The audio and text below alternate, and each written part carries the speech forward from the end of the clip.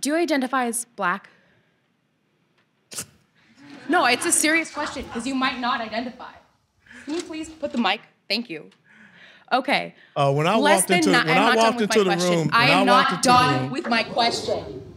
Hey, young lady. W.E.B. Du Bois is much better at describing the racial inequalities in America that you are denying that happen now. And to say is dismissing the fact that a lot of LGBTQ people are in trouble right now because of your administration. And a lot of black I'm not people. in administration. I'm just that's black on black.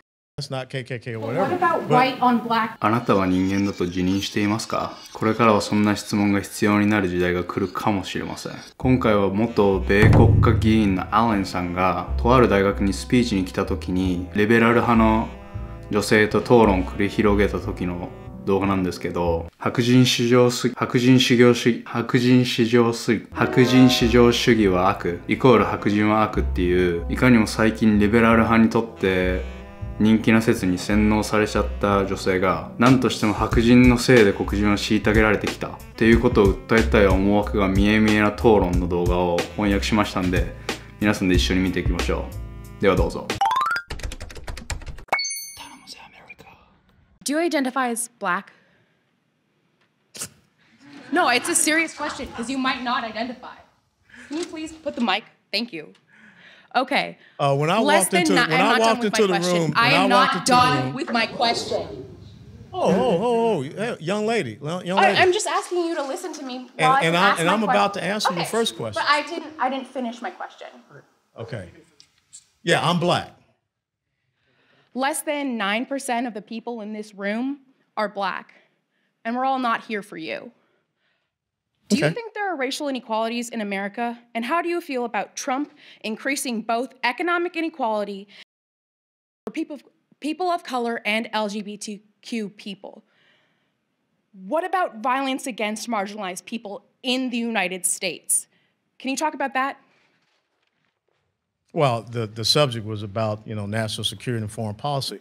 But I will tell you that I think in the minority community and the black community, I think they're pretty happy that unemployment isn't at an all-time low in the United States of America for Hispanic and black communities. And that's the truth. As a matter of fact, overall unemployment is an all-time low. So if you want to break the pay gap or racial inequality gap, the most important thing is my parents taught me, who were black, born and raised down south, was about equality of opportunity and not equality of outcomes. I would challenge you to read the book by a black man by the name of Booker T. Washington called Up for Okay? That's funny, because W.E.B. Du Bois is much better at describing the racial inequalities in America that you are denying that happen now.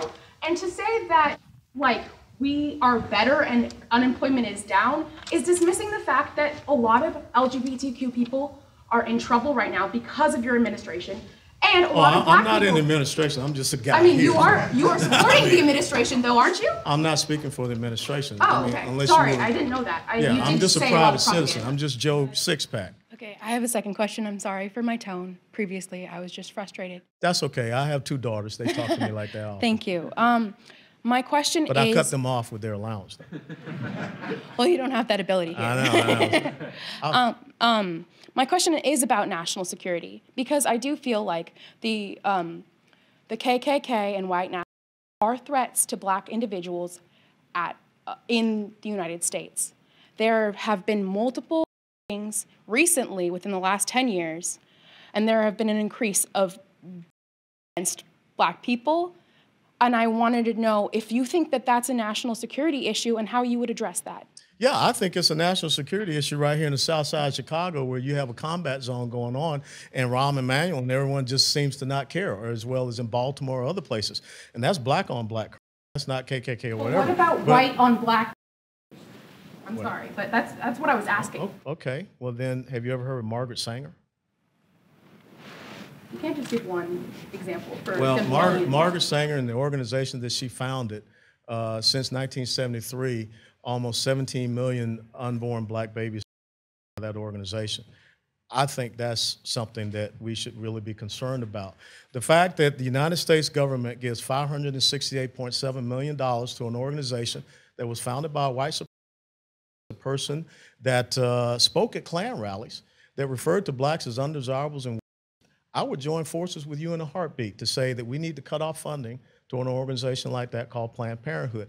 That 50, well, I don't think we give taxpayer money to the Ku Klux Klan. It's a terrorist organization Well, that has not been targeted by the FBI. well, yeah, they have. The FBI goes after white supremacist organizations, but then I would ask you, why is it that nobody goes after Antifa? I mean, I think Antifa is also a domestic terrorist organization. I mean, look at what they have done at certain colleges and universities to prevent people from going out there and freely speaking. So let's call a ball and a strike. And so there are many organizations out there that we need to be targeting. But I will tell you, first and foremost, we shouldn't give $568.7 million to an organization like that. And if you do some research, I think between 50 to 55% of Planned Parenthood clinics are in black communities. That's a travesty. 頼むぜ。いや、皆さん動画どうでしたか？女性の方は初っ端から自己中オーラがプンプンで、絶対一緒にカラオケとか行きたくないような人でしたよね。同じ人種間での犯罪が増えてしまうのはしょうがないことかもしれないんですけど、理論上。黒人が黒人に対してする犯罪よりも、白人が黒人にする犯罪が多いっていう意見を訴えた上で、黒人は犯罪に虐げられてきたんだっていう思想を全面的に押し出そうとしているっていう思惑が彼女の言葉や態度から見て取れましたよね。で、それは実際の統計とは違うんですけど、そういう風な考え方にとらわれてしまってる人って実は今米国に結構多いんですよね。で、実際そういう人ってその相手の意見が自分の意見から外れているって思ったら感情的になって声を荒げて論理的っていうよりは感情的に物事を捉えてしまっていた人物なんでちょっと残念でしたよね。もったいないですよね。笑顔が可愛かったのに。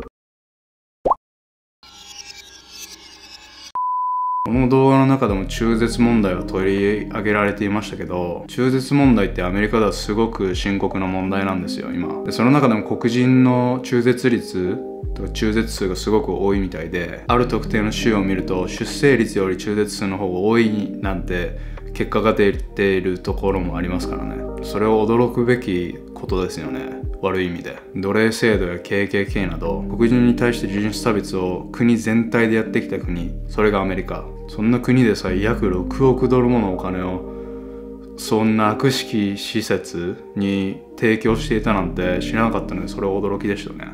そもそも冒頭にアレンさんの辞任人種は黒人かって聞いておきながら、この場にいる人の9割は黒人じゃないって聞いてないのにも決めつけてるあたり、ああやっぱリベラルな人なんだなって感じましたけどね。